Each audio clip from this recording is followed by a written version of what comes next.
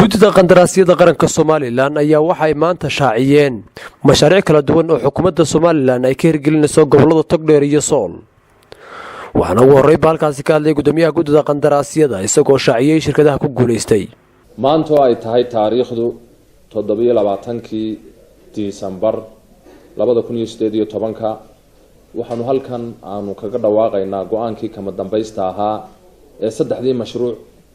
ee ay u tartamayeen 15 shirkadood mashruuc oo kale ah iskuul laga dhisayo gobolka Sool gaar ahaan degmada Laascaanood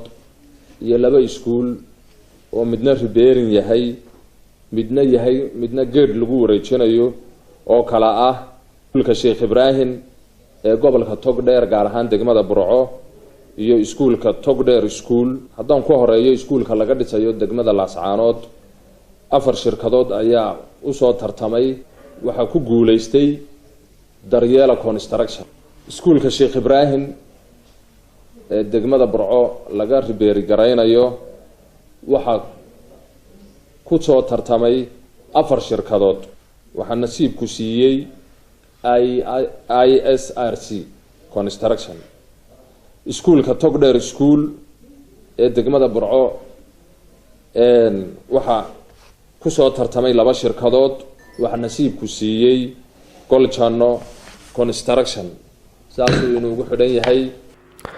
geesta kale iyaguna waxa halkaasi ka hadlay qaar ka mid ah xubnaha guddida qandaraasyada qaranka iyo agaasimaha guud ee guddidaasi. أنا سوكل هوريسين والبا وحي عدالة سيسي أنا سينو سدا سانانو محايدة كو ودينا نقول عدالة أما نكو شقيننا halku dhigayna wax weeye ilaahow eexana anuga tagi aqoonna anugu cadaami tartan wanaagsan baa la galay inta maanta hesho waxaanu ilaahay ku baryeynay in sidii ay u heleen ilaahay ku guuleeyo inta qadayna waxaanu ilaahay ku baryeynay in brito ku guuleystaan kala saaro dugsi cusub oo imka la dhisayo labada burcana mid waxa weeye Sheekh Ibraahim mid waxa weeye Togdheer waa duba habeyn iyo deer way kala yihiin labadaasna inaan dhexdhexaad nahay oo qadaraaska dalka dhan lagu tartansiiyo oo la baahiyo oo saxaafadda lagu qoro oo TV-yada laga sheego oo guddida qandaraaslayaasha qaranka iyo shaqaalaha guddida qandaraaslayaasha qarankaba ay heegan ugu jiraan sida shirkadaha kala duwan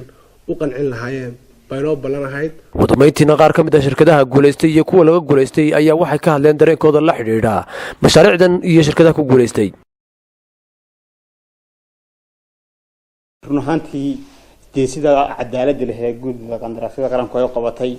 ay tartanka markii hore noogu furtay imikana u shaaciyeen aad baan ugu kalsoonahay ciddii nasiibku siiyeen oo soo dhaweynaynaa waanu ku qanacsanahay sida ay u dhacday ee arrinku uu yahay waanaanu soo ordi doonaa maalinta dambe inaanu helaan diyaar u nahay hay'adaha dawladda ka tirsan ee hore u jirtay laakiin iminka mid shaqadeedu muuqato qandaraasyo ahaan haddaan qandaraaslayaal ahaan aanu ku qanacsannahay sida ay shaqada u wadaan aanu ku kalsoonnahay sababtaasaa nagu soo celcelinaysa mar walba in aanu qandaraasyada ka qayb galno haddaanu weyno haddana sabarkii baanu ku barannay iyo wixii calaf lagu leeyahay in la sugo. in badan baanu soo tartanay oo u soo tartanay iskuulo hore iyo qandaraasyo hore nasiibku kan uu nagu sameeynaanu helo sida cadaalad leh ee uu dhacay mashruucani aan ku faraxsanahay waana u mahadinayaa guddiga qandaraaska ilaahay waxaan ka baryayaa subxaanahu wa ta'aala inuu arkaan u guuleeyo waana u mahad celinaynaa. maxamed jaamac mal wararka warbaahinta SBC Hargeysa.